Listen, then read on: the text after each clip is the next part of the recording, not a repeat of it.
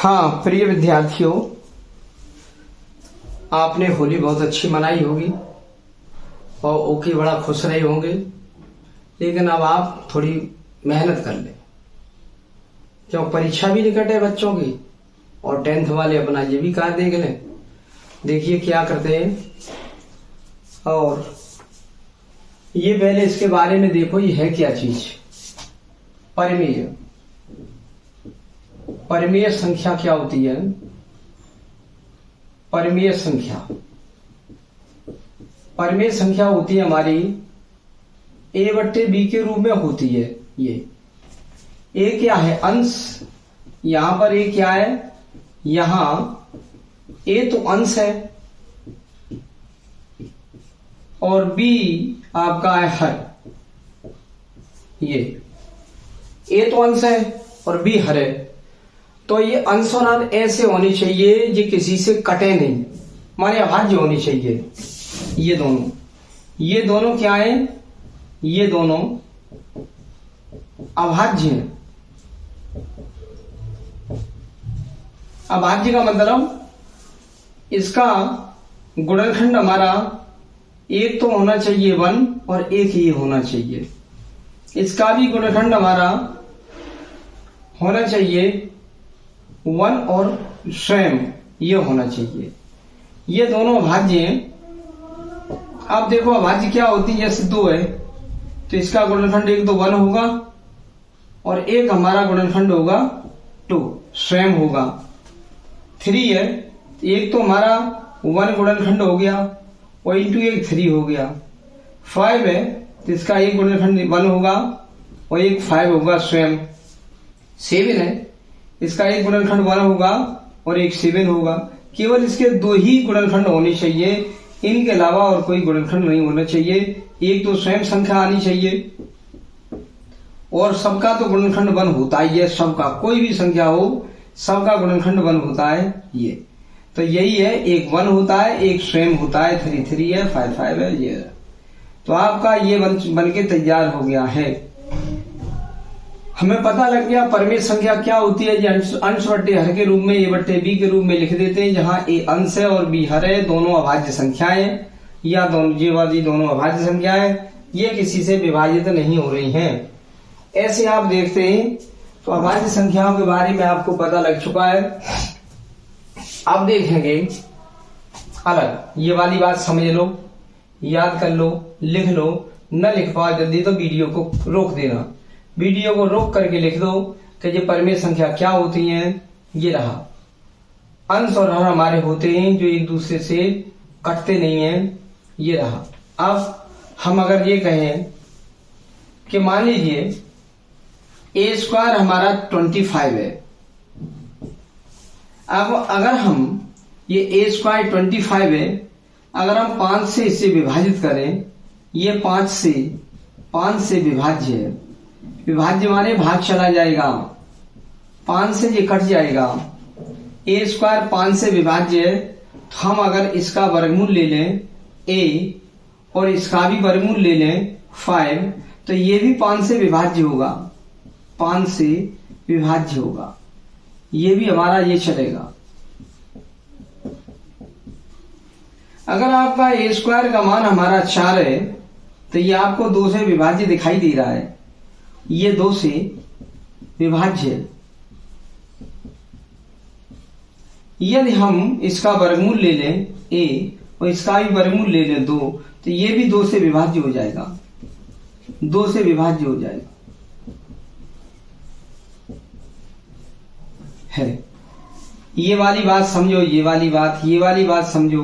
अगर a² equal 9 है, ये किससे विभाज्य है? ये 3 से विभाज्य है। हम a² का वर्गमूल ले लें और 9 का वर्गमूल 3 ले लें, तो ये भी आपका 3 से विभाज्य हो जाएगा। ऐसे याद कर लो। a² हमारा 49 लिखा है, ये किससे विभाज्य है? 7 से। ये 7 से विभाज्य है। 7 से विभाज्य है। अगर हम इसका वर्गमूल ले लें a कर दें और इसका वर्गमूल 7 कर दें, तो ये भी 7 से विभाज्य हो जाएगा। ये भी 7 से विभाज्य होगा। ए स्क्वायर ये 7 से विभाज्य है तो ए भी 7 से विभाज्य होगा। ए स्क्वायर अगर 25 है, ये 5 से विभाज्य है तो वर्गमूल ले ले, ए भी 5 से विभाज्य हो जाएगा। ए स्क्वायर अगर 4 है, ये 2 से विभाज्य है तो इसका वर्गमूल ले ले, 4 का वर्गमूल 2, इसका वर्गमूल ले तो ए बराबर 2, ये भी 2 से विभाज्य हो जाएगा। ए स्क्वायर इक्वल 9 है, ये 3 से विभाज्य है, हमारी कटने वाली है तो स्क्वायर का वर्गमूल जब ले लेंगे तो ए हो जाएगा, इसका वर्गमूल 3, तो ये भी 3 से विभाज्य हो जाएगा। ए स्क्वायर इक्वल 49 है, ये 7 से विभाज्य है, अगर हम ए स्क्वायर का वर्गमूल ले ले तो ये भी 7 से विभाज्य हो जाएगा। ये वाली बात समझ लो। तो हमने जब बताया कि अगर वर्ग वाली संख्या 5 से विभाज्य है तो वर्गमूल ले लेंगे, वो 5 से विभाज्य हो जाएगी। ए स्क्वायर अगर 49 है हमारा 7 से विभाज्य है तो वर्गमूल ले लेंगे तो 7 से विभाज्य हो जाएगा। ये वाली बात याद करो, विभाज्य माने भाग चला जाता है। तो ये अब अगर ये तैयार है आपको तो आपका ये कार्य चलेगा। पहले परिमेय संख्या के बारे में जानो कि अंश भी और हर भी अंश बट्टे हर के रूप में परिमेय संख्या को मानते हैं हमेशा, और इस परिमेय संख्या को क्यू से निरूपित करते हैं। ये दोनों अभाज्य होने चाहिए, ए और बी। ए और बी अभाज्य होने चाहिए, माने उनके गुणनखंड एक और स्वयं होना चाहिए। ये वाली बात ध्यान रखो, और जो हम मिटा रहे हैं लिख चुके हैं, इनको आप फेयर में भी लिख लो कि क्या क्या ये होता है। पर डे आप फेयर बनाएंगे और पर डे इनको सीखेंगे, आप देखेंगे कि आप मैथ में कितने होशियार हो जाएंगे। तो देखो क्या करते हैं, ये क्वेश्चन बहुत इंपॉर्टेंट है, कंपटीशन में भी आ जाता है, बोर्ड परीक्षा में भी आ जाता है, ये हाई स्कूल के बोर्ड परीक्षा में आ जाता है। तो क्या लिखेंगे, हल में लिखते हैं √5 एक अपरिमेय संख्या है, तो इसका उल्टा मान के चलते हैं। माना हम कल्पना कर रहे हैं, माना √5 एक हम इसका विरोध कर रहे हैं, विरोध परिमेय की अपरिमेय की जगह परिमेय लिख रहे हैं। एक परिमेय संख्या है, परिमेय संख्या है, परिमेय संख्या है। तो हम क्या जान गए कि ये संख्या हमने मान ली √5 मान लिया, हमने a बट्टे बी के रूप में मान लिया। क्यों? परिमेय संख्या a बट्टे बी के रूप में होती है। क्या है? जहां a और b दोनों अभाज्य हैं, जहां a तथा b दोनों अभाज्य हैं, माने ये किसी से कटेंगे नहीं। अगर दोनों अभाज्य हैं तो हमारी a बट्टे बी अर्थात 5 एक परिमेय संख्या होगी। हम विरोध करके, विरोधाभास करके इसका मान रहे हैं, ये अपनी परिकल्पना मान रहे हैं कि ये √5 अपरिमेय नहीं है, माना ये एक परिमेय संख्या है। और परिमेय संख्या हमारी a बट्टे बी के रूप में होती है, a बट्टे बी के रूप में होती है, जहां a और b दोनों अभाज्य होने चाहिए। अगर हमारे दोनों अभाज्य हैं तो कह देंगे कि √5 100% परिमेय संख्या है। अगर अभाज्य नहीं निकले a और b, हम कह देंगे √5 परिमेय संख्या नहीं है, अपरिमेय संख्या है। क्यों? हमने क्या माना? परिमेय मान लिया, इसका उल्टा ये। अब हम इसका वर्ग करते हैं, वर्ग करेंगे तो हमारा ये इधर को इसका वर्ग हो जाएगा, इसका वर्ग हमारा क्या हो जाएगा 5, और उसका वर्ग हो जाएगा a² बटे b²। हम एक यहाँ मान करके तिरछा गुणा करते हैं, इसका यहाँ कर देते हैं a² और 5 का यहाँ कर देते हैं इस साइड में, तो ये हो गया 5b²। किसी संख्या में 5 का गुणा हो रहा हो तो 5 से विभाज्य हो जाएगी, यहाँ 3 का गुणा हो रहा हो तो 3 से विभाज्य हो जाएगी, यहाँ 4 का गुणा हो रहा हो तो 4 से विभाज्य हो जाएगी, यहाँ 7 का गुणा हो तो 7 से विभाज्य हो जाएगी। ये b² में 5 का गुणा हो रहा है तो ये पूरी संख्या 5 से विभाज्य है। a² हमारा 5 से विभाज्य हो जाएगा। क्या 5 का हम भाग अगर दे दें ऐसे तो 5 से 5 कट जाएगा, तो हमारा ये 5 से विभाज्य है। हमें क्या पता लग गया, यहाँ a² क्या है 5 से विभाज्य है, 5 से विभाज्य है। और हमने अभी थोड़ी देर पहले ये बताया था 5 से विभाज्य है लिखा है, ये भी बताया था a² 5 से विभाज्य है तो a भी 5 से ही विभाज्य होगा, 5 से विभाज्य होगा, 5 से विभाज्य होगा ये। और कोई संख्या यदि 5 से विभाज्य है तो हम मान लेंगे, माना a बराबर 5x मान लिया। कोई संख्या 5 से विभाज्य है तो उसे 5x मान लो, अगर 3 से विभाज्य है तो 3x मान लो, 2 से विभाज्य है तो 2x मान लो, 7 से विभाज्य है तो 7x मान लो। हमने ये मान लिया, माना a बराबर 5x। ये क्या रखोगे, ये समीकरण 1 में रखने पर, ये समीकरण 1 में रखने पर एक क्या है वो देख लेंगे।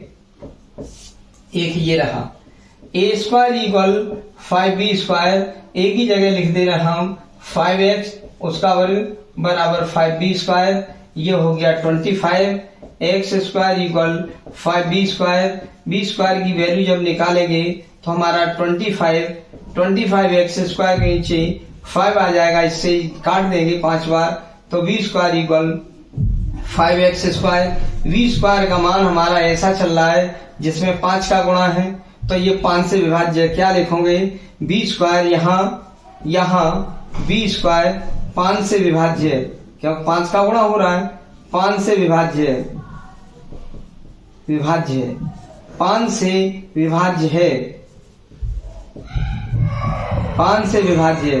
कोई भी स्क्वायर 5 से विभाज्य है, 5 का गुणा हो रहा है, 5 से विभाज्य है, 3 गुणा होता तो 3 से विभाज्य है, 7 का गुणा करते तो 7 से विभाज्य है, 4 का गुणा 2 का गुणा होता तो 2 से विभाज्य है, 5 का गुणा हो रहा है तो b स्क्वायर 5 से विभाज्य है। तो b का मान वर्गमूल हम ले लें, वर्गमूल भी 5 से विभाज्य होगा। और यहां क्या निकल आया, यहां a भी विभाज्य है और b भी विभाज्य है, या a, b दोनों ही 5 से विभाज्य हैं। ए और बी दोनों ही 5 से विभाज्य हैं, जबकि हमारी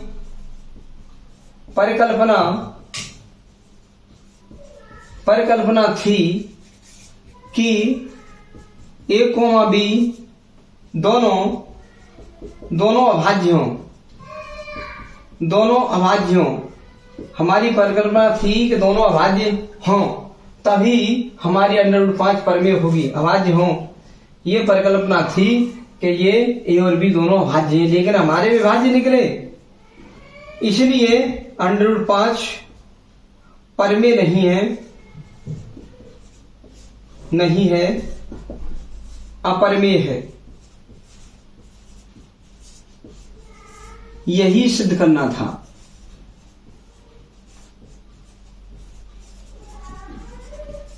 ये हो गया, ये ए और बी अपरमेय है, यही सिद्ध करना था। ये मोस्ट इंपॉर्टेंट क्वेश्चन है, आप इसको तैयार कर लेना है। हाँ प्रिय विद्यार्थियों, बिल्कुल सेम क्वेश्चन यही है, बहुत अच्छे क्वेश्चन है, ये बोर्ड परीक्षा में आ जाते हैं। अब इसमें क्या लिखा हुआ है देखो, √3 सिद्ध करो √3 एक अपरमेय संख्या है। तो कैसे इसे करते हैं, जिस किसी को अपरमेय संख्या सिद्ध करना हो, आप इसे पहले परमेय मानो, उल्टा माना, इसका उल्टा मानो, माना √3 एक परमेय संख्या, परमेय का उल्टा परमेय। तो क्या लिखोगे, माना कोई अगर परमेय संख्या होती है तो उसे हम, उस संख्या को हम p/q के रूप में या a/b के रूप में मान लेते हैं, a/b के रूप में मानते हैं, जहां a और b दोनों अभाज्य हैं, a तथा b दोनों अभाज्य हैं, दोनों अभाज्य हैं। ये माने किसी से कटेंगे नहीं, किसी से भी नहीं विभाजित होंगे, उनमें किसी भी संख्या का भाग नहीं जाएगा, ये ध्यान कर लो। अच्छा, अब हम क्या लिखेंगे, इसका हम वर्ग कर दें, वर्ग करने पर वर्ग कर देंगे तो इसका वर्ग 3 हो जाएगा, इसका a² / b² हो जाएगा, b² का इधर तिरछा गुणा कर देंगे, या 1 मान के a² के यहां कर लेंगे, 1 में a² का 1 में कर लो और 3 का b² में कर लो, 3b² हो गया। a² और 3 का गुणा हो रहा है, तो ये a² क्या है, ये 3 से विभाज्य है, 3 से विभाज्य है। क्यों, अगर हम इसमें 3 का भाग दे दें, 3 से 3 कट जाएगा, तो a² हमारा किससे, 3 से विभाज्य है। तो हमने बताया कि a² 3 से विभाज्य है, तो हम इसका वर्गमूल ले लें, a भी 3 से विभाज्य होगा, वर्गमूल ये है ए भी 3 से विभाज्य होगा, ए भी 3 से विभाज्य होगा, ए भी 3 से विभाज्य होगा। हमने ये पता लगा लिया, ए भी 3 से विभाज्य होगा। अब 3 से विभाज्य है तो मान लेंगे, माना a बराबर 3x, अगर a 3 से विभाज्य है तो 3x मान लो, b 2 से विभाज्य, a 2 से विभाज्य है तो 2x मान लो, a अगर 5 से विभाज्य है तो 5x मान लो, a 7 से विभाज्य है तो 7x मान लो। ये मान लिया हमने।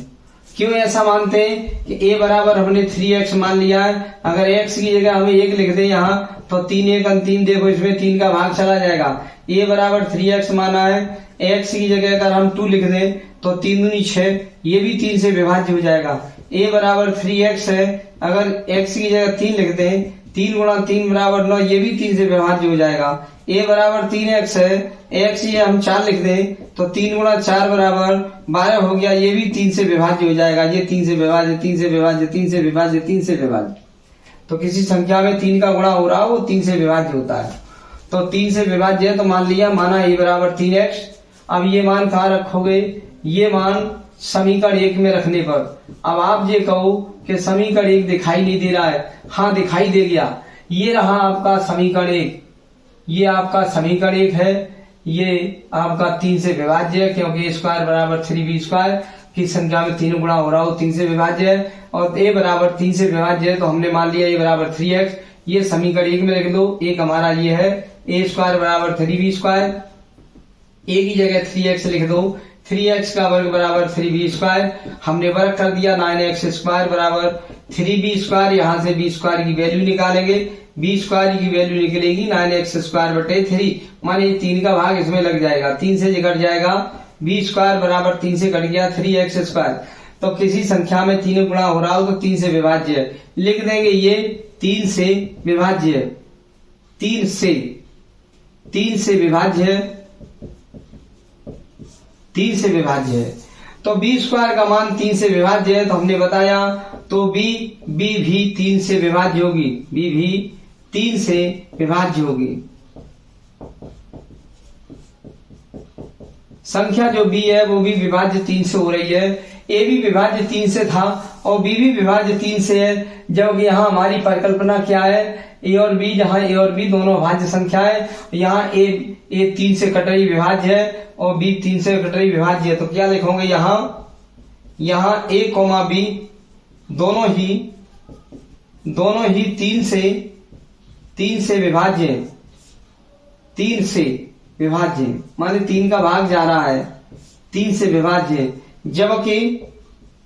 जबकि हमारी परिकल्पना थी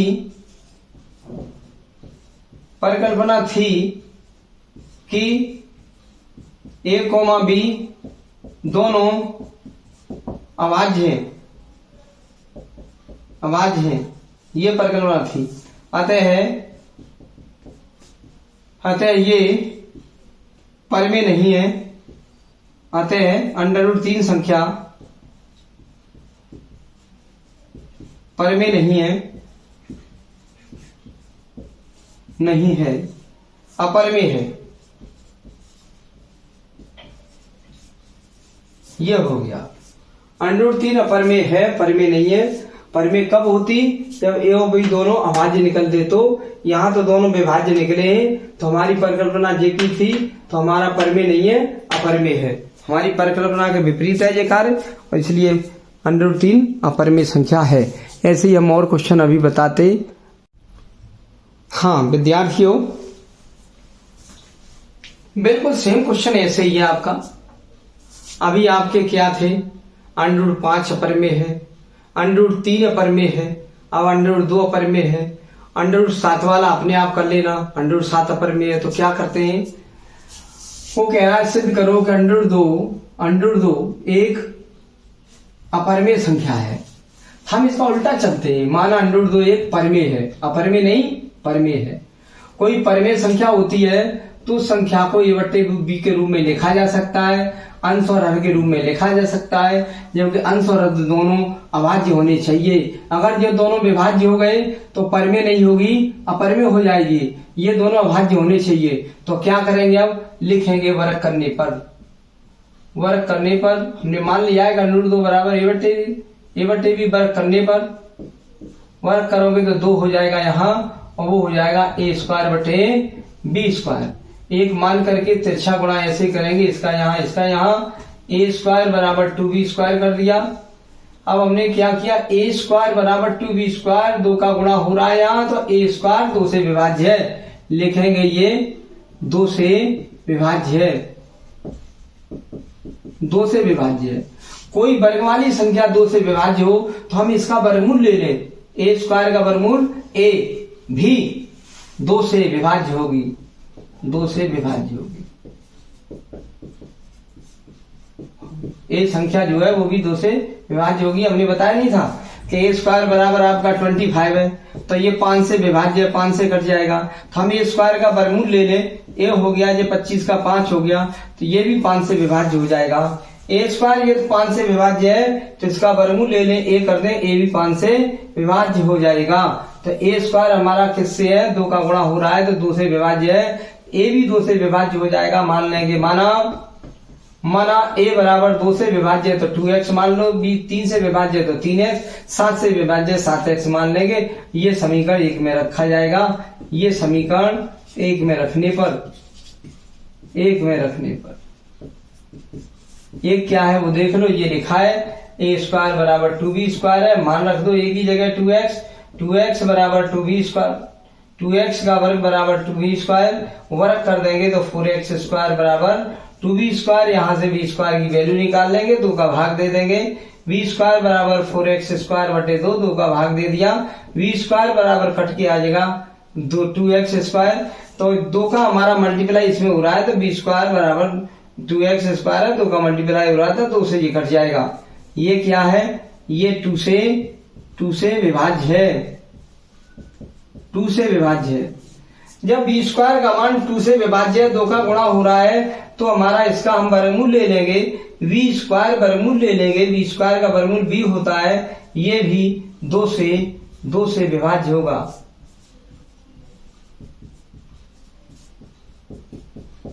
हमने बताया था कि b² बराबर आपका 9 है, ये 3 से कट जाएगा, 3 से विभाज्य है, तो हम इसका वर्गमूल ले लेंगे b, इसका वर्गमूल 3 हो गया, तो b का मान 3 है, तो ये भी 3 से ही विभाज्य होगा। अगर b² 3 से विभाज्य है तो वर्गमूल ले लेंगे, वो भी 3 से विभाज्य हो जाएगा। b² 2 से विभाज्य है तो वर्गमूल ले लेंगे, तो b भी 2 से विभाज्य हो जाएगा। तो हम क्या लिखेंगे, यहाँ a, b दोनों ही 3 से विभाज्य है, 2 से विभाज्य है, दोनों ही 2 से विभाज्य है। जबकि हमारी परिकल्पना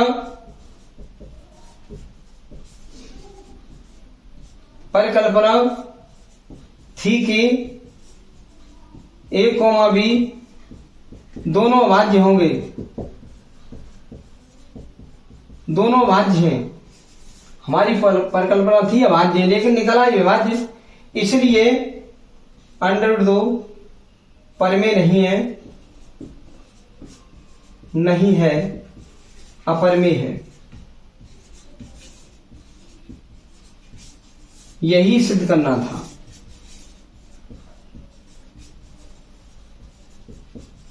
लो हो गया ये सिद्ध। अगर दोनों अभाज्य निकलते और भी, तो हमारी संख्या परमेय हो जाती, और ए और बी हमारे अभाज्य निकले हैं, विभाज्य दोनों ही। हमारी परिकल्पना तो अभाज्य वाली थी, लेकिन दोनों विभाज्य 2 से निकले, तो हमारी उल्टी निकली है, तो फिर परमेय नहीं होगी, परमेय की उल्टी अपरमेय होगी। क्यों, परमेय होती है तो अभाज्य निकलते, और अपरमेय होती है तो विभाज्य निकलते, तो ये हो गया। ऐसे ही हम अगर यहाँ पर √7 कर दें, इस जगह √7, तो यहाँ पर √7 कर देंगे, यहाँ पर वर्ग करने पर 7 आ जाएगा, एक मान करके तिरछा गुणा कर ले 7 हो जाएगा। किसी संख्या में 7 का गुणा हो रहा है तो ये 7 से विभाज्य हो जाएगी। ये भी 7 से विभाज्य होगा, ये भी 7 से विभाज्य होगा। माना a बराबर 7 से विभाज्य 7x मान लो। ये समीकरण 1 में रख देंगे तो यहाँ इतना चलेगा, 7x का वर्ग हमारा चलेगा, तो 7x का वर्ग हमारा यहाँ 49 हो जाएगा। और हम b स्क्वायर का वैल्यू निकालेंगे तो 49 में हमारा भाग लग जाएगा 7 का, 7 से 7 बार कट जाएगा। b स्क्वायर 7 से 7 का गुणा हो रहा है तो 7 से विभाज्य है यहाँ, और b स्क्वायर का वर्गमूल b है तो b भी 7 से विभाज्य होगा। यहाँ a और b दोनों ही 7 से विभाज्य हैं, जब हमारी परिकल्पना है कि a और b दोनों अभाज्य होने चाहिए, इसलिए √7 परमेय संख्या न होकर अपरमेय संख्या है। यही सिद्ध करना था, हमने ये √7 का भी बना दिया। आपको ये याद कर लो, और ये क्वेश्चन हमारा √5 वाला इंपॉर्टेंट अधिक है, वो आ जाता है। ये वीडियो बने, वीडियो 2 में इस एक्सरसाइज के अन्य क्वेश्चन और भेजेंगे।